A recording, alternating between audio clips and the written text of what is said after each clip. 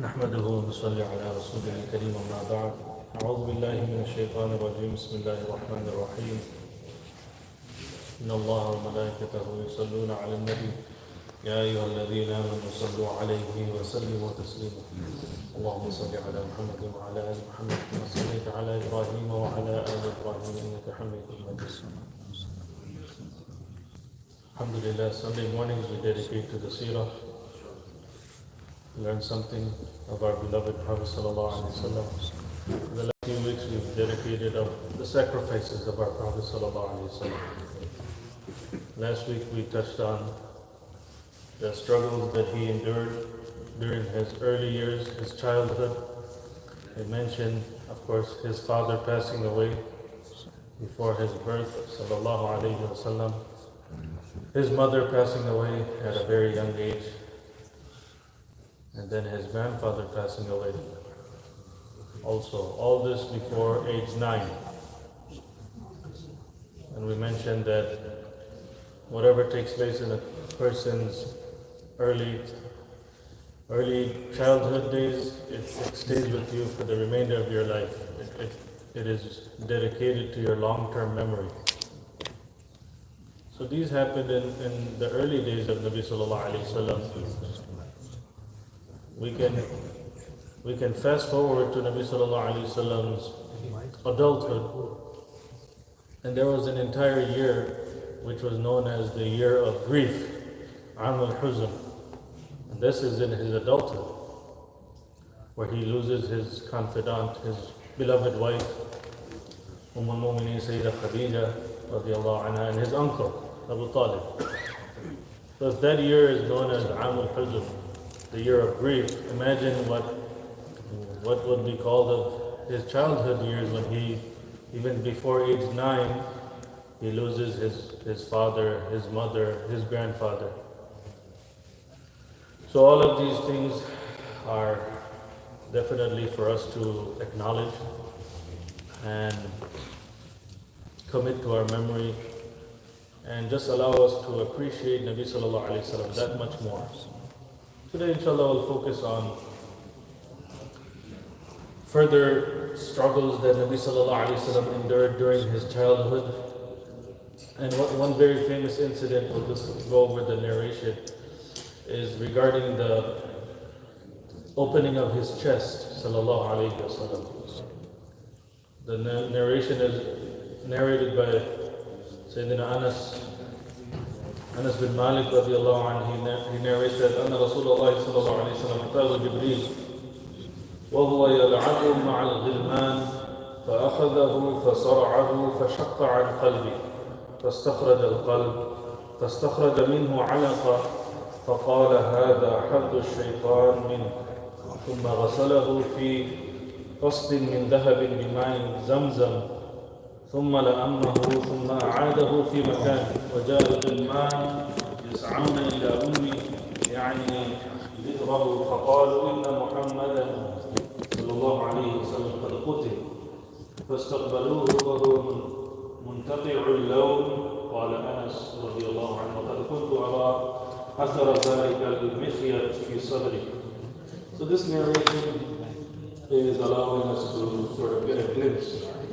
If we can commit it to our memory of that episode when Nabi Sallallahu Alaihi Wasallam's chest is open, and he's a child who is the age of playing.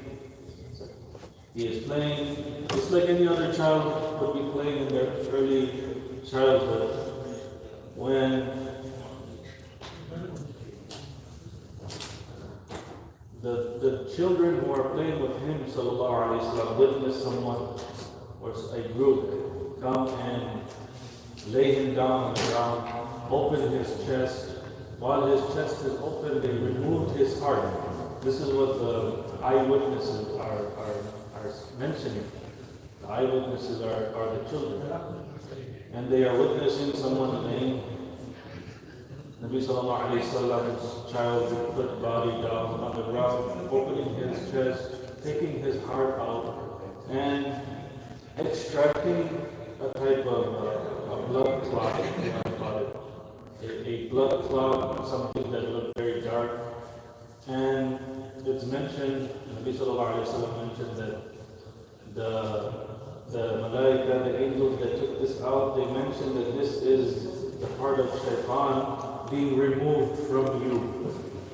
And then they washed Nabi sallallahu alayhi wa sallam's heart with the water of Zamzam in a golden utensil, in a golden basin plate. And then they returned the heart back to Nabi sallallahu alayhi wa sallam's place. And the boys came running to his mother. At the time the narration mentioned his foster mother. The boys came running to his foster mother sallallahu alayhi wa sallam and mentioned that Muhammad has been killed. Muhammad has been killed, and they all rushed towards Nabi sallallahu alayhi wa sallam, and they came to find him that his complexion was somewhat pale. Nabi sallallahu alayhi wa sallam's complexion is pale. And Anas radiallahu anhu, who is the narrator of this hadith, he mentions that I have witnessed and I have seen his eyewitness experiences that he's seen the stitches on the chest of Nabi sallallahu alayhi wa sallam. So this is a lengthy hadith, and this is not the only episode of this Shaq al-Sadr. It happens again in the future. But this is the experience of Nabi sallallahu alayhi wa sallam. We can just imagine if he's of the playing age, where he is, وَهُوَ يَلْعَبُ مَعَ الْغِلْمَانِ, he's playing. We can just imagine, we see children here sometimes playing in the masjid. What are they? Are not more than age 5, 6 years old. They reach like 7, 8, 9, 10 years old. Then the type of playing and the running around kind of goes down because they are not mature. So we can just imagine Nabi sallallahu alayhi wa sallam could not have been more than 6 years old at that time of this first episode. So the commentary of this hadith, it mentions regarding that blood clot and the specific wording that this is the part of shaitan that is being removed from you. So the muhaddithun, they go in great detail in explaining this, that Nabi sallallahu alayhi wa sallam, of course being Rasulullah, being the Prophet of Allah subhanahu wa ta'ala, the Messenger of Allah subhanahu wa ta'ala, of course we know that Nabi sallallahu alayhi wa sallam is far from committing any evil, any sin. But this, what is this portion of shaitan being referred to here then? So it is not only to give Nabi sallallahu alayhi wa sallam confirmation, but also you and I, future generations, the confirmation that Nabi sallallahu alayhi wa sallam, after all, was a human. Nabi sallallahu alayhi wa sallam was a human, and he was also to experience what all human beings experience. Allah subhanahu wa ta'ala created him sallallahu alayhi wa sallam just like he created all human beings with a physical appearance, and just as a regular human being, all human beings have this portion. And it's confirmed to us in other hadith as well, that every single time a human being is created, is born into this world, a shaitan is also created and appointed to each and every single human being. So we can try to find better explanation that Nabi sallallahu alayhi wa sallam, his very high status, higher than any human being, his superiority over all human beings is of course confirmed to us. We accept it. And in essence, Nabi sallallahu alayhi wa sallam was a human being, but not like any other human being. Just like how a diamond is also a stone, but a diamond is just not like any other stone. A diamond has a very higher status than any other stone or rock. So similarly, Nabi sallallahu alayhi wa sallam was a human being, but not like any other human being, sallallahu alayhi wa sallam. And the hadith is mentioned in Sahih Muslim as well, that Nabi sallallahu alayhi wa sallam, he mentioned that he also shared similarities with other ordinary human beings, because Allah subhanahu wa ta'ala created him to have the human experience, which is clear. Abdullah ibn Mas'ud radiallahu anhu, he narrates that Nabi sallallahu alayhi wa sallam said that there is none of you except that a companion from amongst the jinn. is appointed to every single human being. And then the Sahaba radiallahu anhum, they inquired further from Rasulullah sallallahu alayhi wa sallam that, Ya Rasulullah, every single human being, which also means you as well, that a jinn from amongst the shayateen are appointed to you as well. And Nabi sallallahu alayhi wa sallam confirmed that yes, except the differences that Allah subhanahu wa ta'ala has allowed me to empower my jinn from amongst the shayateen, and this jinn from amongst the shayateen does not command me to do anything except for good. So this was also another confirmation from Nabi sallallahu alayhi wa sallam, from the human experience. So we see here that Nabi sallallahu alayhi wa sallam also had a jinn from amongst the shayateen appointed to him, just like any other human being. However, Nabi sallallahu alayhi wa sallam's status is such that he sallallahu alayhi wa sallam was able to empower that shaitan from amongst the jinn, and this was his experience sallallahu alayhi wa sallam.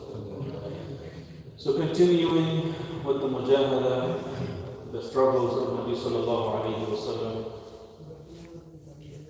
the next narration is also narrated by Anas radiallahu anhu. He mentioned that Nabi sallallahu alayhi wa sallam said, لقد أخفت في الله وما يخاف أحد ولقد أوذيت في الله وما يؤذى أحد ولقد أتت علي 30 من بين يوم وليلة وما لي ولبلال طعام يأكله ذو كبد إلا شيء يواريه إبت بلال.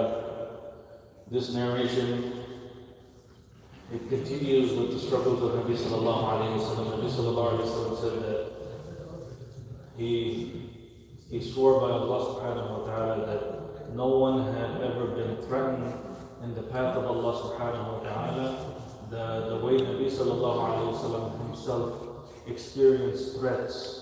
And Nabi sallallahu alayhi wa sallam mentioned that no one has ever been harmed in the path of Allah subhanahu wa ta'ala in the manner how Nabi sallallahu alayhi wa sallam experienced being harmed in the path of Allah subhanahu wa ta'ala.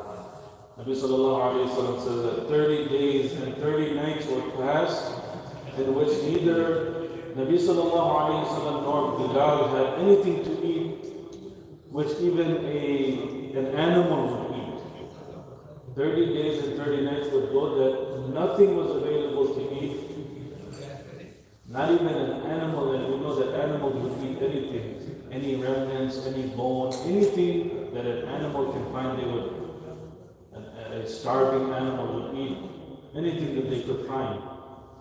So Nabi sallallahu alayhi wa sallam is mentioning in this hadith that not even that type of food was available to us. And the narration continues that except sometimes here and there a small something would become available that Bilal radiallahu anhu would hide under his armpit, and then he would bring it to Nabi sallallahu alayhi wa sallam, and Bilal radiallahu anhu and Nabi sallallahu alayhi wa sallam would consume them. So in this hadith, we can just imagine the level of struggle Nabi sallallahu alayhi wa sallam, the best of creation, experienced. And this narration, we want to give ourselves confirmation here that these sharing of the experience, Nabi sallallahu alayhi wa sallam is sharing his experience not to complain. Nabi sallallahu alayhi wa sallam is far from complaining of his situation in this narration. Rather, Nabi sallallahu alayhi wa sallam is confirming to himself, confirming to all of us, his followers, belonging to his ummah, the bounty of Allah subhanahu wa ta'ala on him sallallahu alayhi wa sallam. The fact that Nabi sallallahu alayhi wa sallam was able to experience that type of struggle and demonstrate a very high level of patience with whichever way Allah subhanahu wa ta'ala decreed for him sallallahu alayhi wa sallam.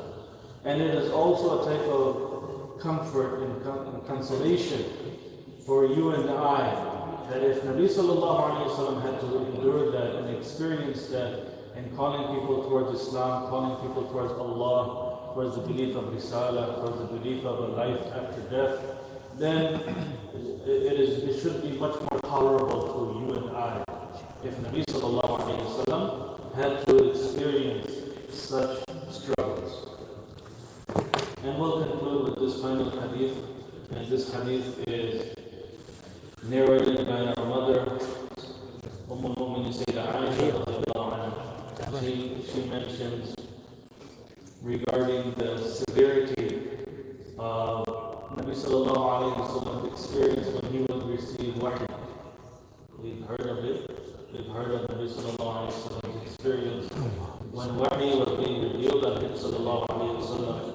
A companion by the name of Harith bin Hisham, he inquired from Nabi sallallahu alayhi wa sallam, Ya Rasulullah, كيف يأتيك الوحي?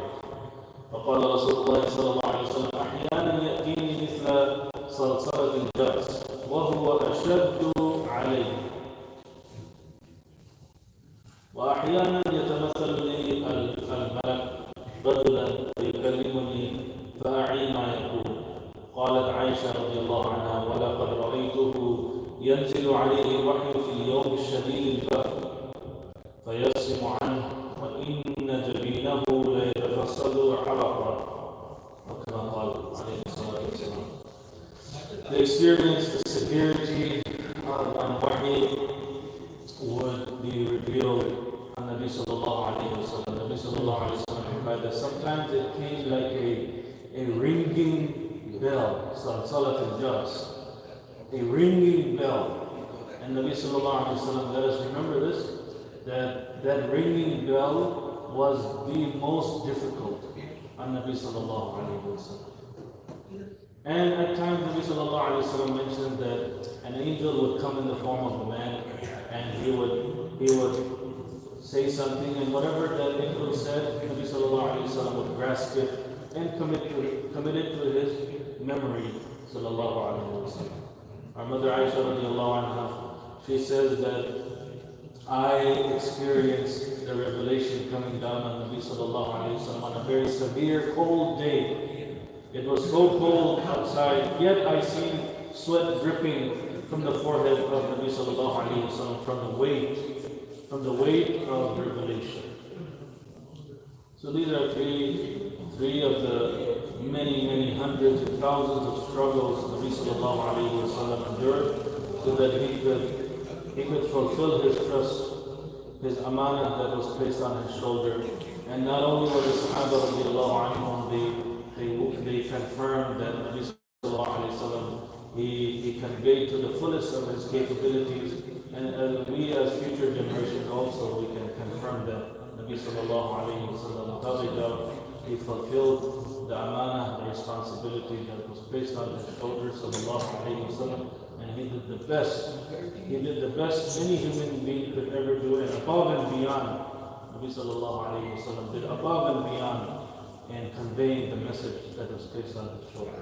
So the three things that we went over very briefly today was the first opening of his chest, sallallahu alayhi wa sallam, the struggles Nabi sallallahu alayhi wa sallam experienced. No one could beat him in the way he was threatened, the way he experienced conveying and spreading Tawheed. And finally we went over the experience of Nabi sallallahu alayhi wa sallam when wahi would come down on him sallallahu alayhi wa sallam. We may dua that Allah subhanahu wa ta'ala allow us to further our knowledge and expand our knowledge regarding our beloved Prophet sallallahu alayhi wa sallam. And we may dua that Allah subhanahu wa ta'ala allow for us to love our Prophet sallallahu alayhi wa sallam more than we love ourselves, our parents, our families, and everyone in existence. Alhamdulillah.